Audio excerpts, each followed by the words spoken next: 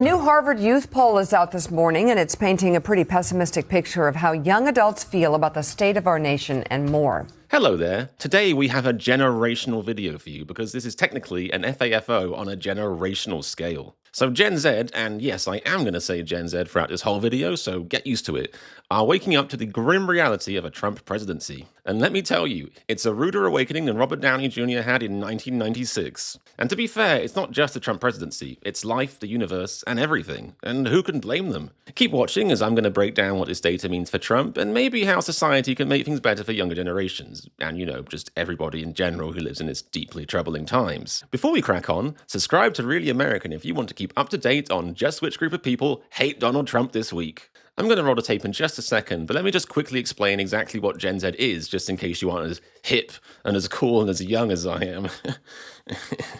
Gen Z is the demographic cohort born between approximately 1997 and 2012, following the millennial generation.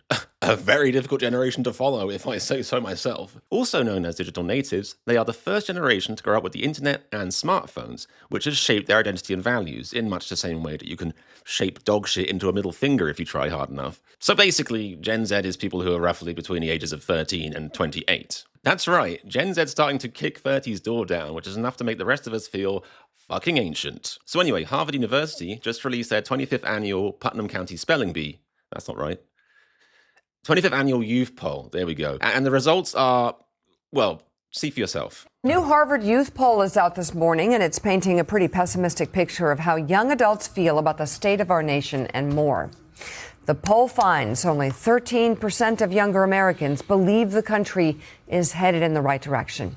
A majority, 57%, say the country is on the wrong track. What I find incredible is that 28% of Gen Z don't know which direction they're headed in. I think it shows that education standards have fallen so low, they don't know which is left and which is right. Hey! Additionally, artificial intelligence is reshaping how younger Americans think about work, mostly in negative ways. 44% say they believe the advancing technology will ultimately take away job opportunities. Let's bring in right now. Again, I love when the media are like, 40% of human beings believe that the sky is blue. Interesting. To discuss this, it's Chad McWorthington.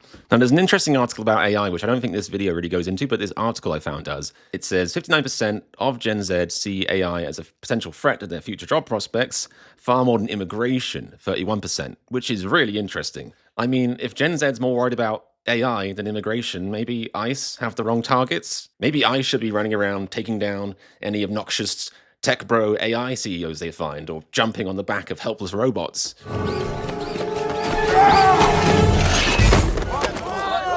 said stop! We had heard that a lot of youth voters had moved over to Trump and Republicans in 24.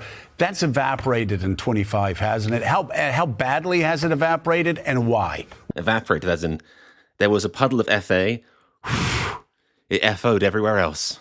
Add a year, Joe, to the upcoming midterms. We see that among registered voters, it's a year out. There's a significant margin for Democrats, 46 to 29. Why is that?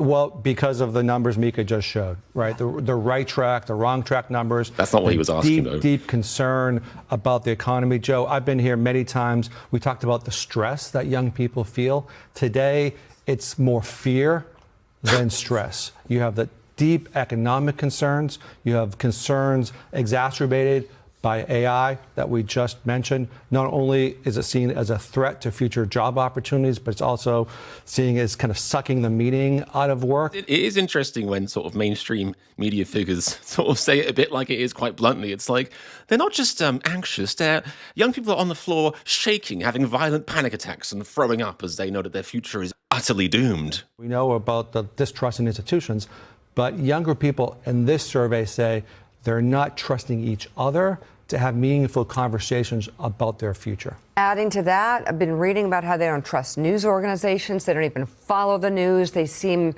remarkably tuned out to what's actually going on. One reason that I think they know more than they might let us know, but one of the reasons that they seem to say that they tune out from the news so depressing. is to protect their mental health, right? There are very few things that they can control themselves, and we see that mainstream media is overwhelmingly seen as like not helpful to their mental health. We see this reflected in the poll as well, but they're clearly still getting information, unfortunately, from their own algorithmic bubble, which drives up partisanship. Well, there's a lot there. I mean, can you blame them? I mean, I think a lot of us are in that sort of boat where it's like, I like to be informed and I kind of have to be for work, but it's like some days you're like, I'd like to pretend the world isn't on fire. I'd like to sit in the grass and play with a little toy train and go beep beep. That would be nice. Also, yeah, I agree that social media is putting us more into bubbles and the algorithm is making us be more partisan and isolated. But, arguably, like, mainstream media does that too. They're just annoyed that somebody else is doing it better. They're like, you copied our homework. Complete lack of trust in leadership, which is to say, if you're a college student or a 25-year-old or a 30-year-old, you're watching the news and saying, what do these people do? Are they doing anything to actually help my life? Are they doing anything to help me afford a home, which I can't do right now? Are they doing anything about AI? Right now or ever. They just seem to be fighting with each other and scoring political points and taking, partisan sides. And I get that. I mean, I think a lot of adults feel that way too. What is our leadership doing to make my life better? Well, it's not. We would. That's the $1 million question, isn't it? Our generation really would ask, what have you done for me lately? They're asking, what have you ever done? What have you ever done? And again, I talk about it quite a bit. The number of younger people that I meet routinely who are on the verge or currently homeless is a crisis that we're not. See, that's the world's richest country. And even a newscaster of a sort of fairly mainstream show is like, yeah, I have seen a lot of like homeless babies around. Is that bad? Maybe. Also, for as much as they're accusing them of being in partisan bubbles, I mean, they seem to hate Democrats and Republicans fairly evenly. So congratulations on Gen Z. You're very, very bipartisan. Well done. For those who aren't aware, while it isn't good that Gen Z have correctly identified that their future is fucked, it is arguably good that they have at least identified that it is Donald Trump with his deep-fried mushroom dick inside it. Because in the 2024 election, Gen Z voters swung towards Trump at unprecedented rates. They touched on it a little bit in that news video, but check this out.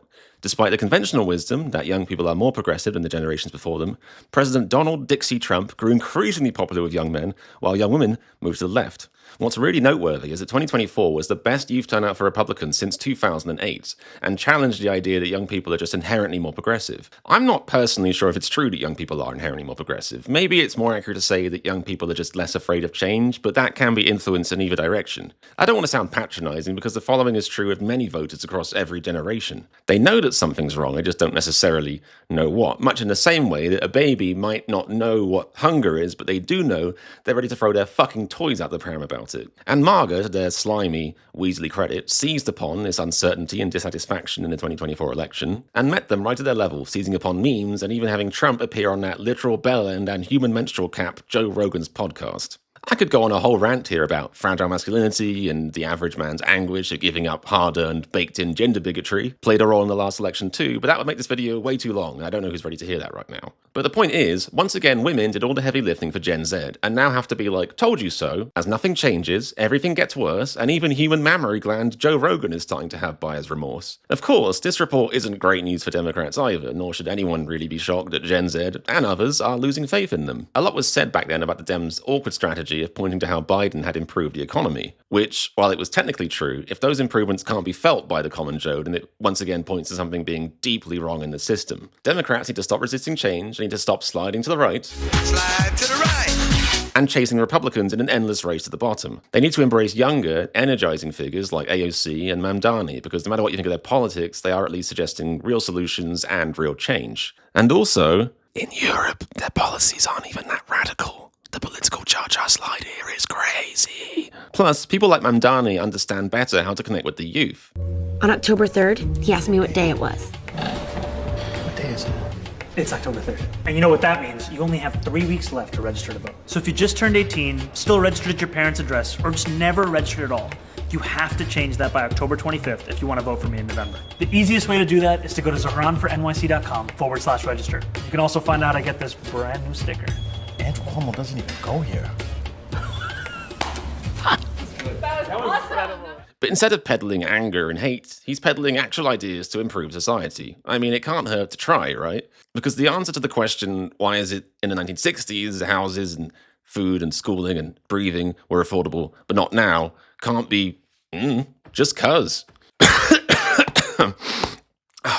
Anyway, sorry about that. I'll see you next time. I'm British Chris, and I'm really American.